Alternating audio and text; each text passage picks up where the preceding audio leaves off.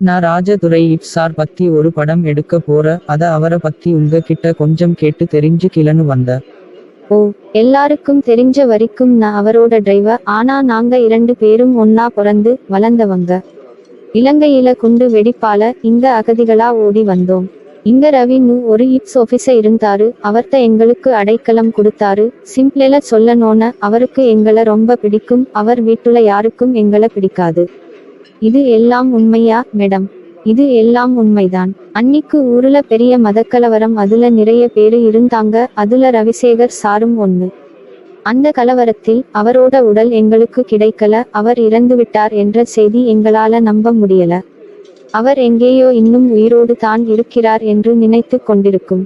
அதுக்கப்புறம் அந்த வீட்டில் எங்களை நிறைய வேலை வாங்கினார்கள். படிக்க உடலை சரியாக சாப்பாடு கூட போடவில்லை. அப்போதான் ராஜா சொன்னான், வீட்டை விட்டு வெளியே போயிட்டலாம். சரின்னு வெளியே வந்துட்டோம். வெளியே வந்ததுக்கு அப்புறம் சாப்பாட்டுக்கு என்ன பண்றது தெரியாமல் தவித்தோம். அப்போதான் ஒரு கடையில வேலை கிடைச்சுது. அதுல வர பணத்தை வச்சு படிக்கவும் படிச்சோம். அவனுக்கு பெரிய போலீஸ் ஆபீசர் ஆகணும்னு ஆசை. அதே மாதிரி போலீஸ் ஆபீசரும் ஆயிட்டா. உங்களுக்கு என்ன மேடம் ஆசை? எனக்கு அவனை விட்டு பிரிய கூடாது என்று ஆசை. அதனால அவனோட கார் டிரைவராக ஆயிட்டேன்.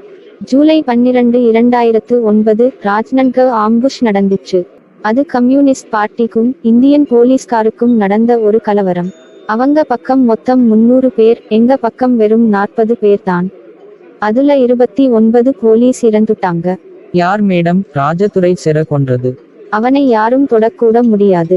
அவனுக்கு இருக்கிற லோவர் ரெஸ்பிரேட்டரி இன்ஃபெக்ஷன் என்ற நோயால் அவனே களத்தில் ரத்த வாந்தி எடுத்து இருந்தான். அன்னிக்கு அதுல போலீஸ் தான் ஜெயிச்சோம். அதுக்கு அவன் தான் காரணம். ஆனால் அதை கொண்டாட கூட முடியாமல் அவனை நினைத்து அழுதோம். கடவுளுக்கு இவங்களரா ரொம்ப பிடிக்கும் போல. அதான் இவங்கள மாதிரியான நல்லவங்கள சீக்கிரமா கூட்டிட்டு போயிட்டாரு. இது போதுமா? எஸ் மேடம், இது போதும். Thank you madam. Bye. Yes bye.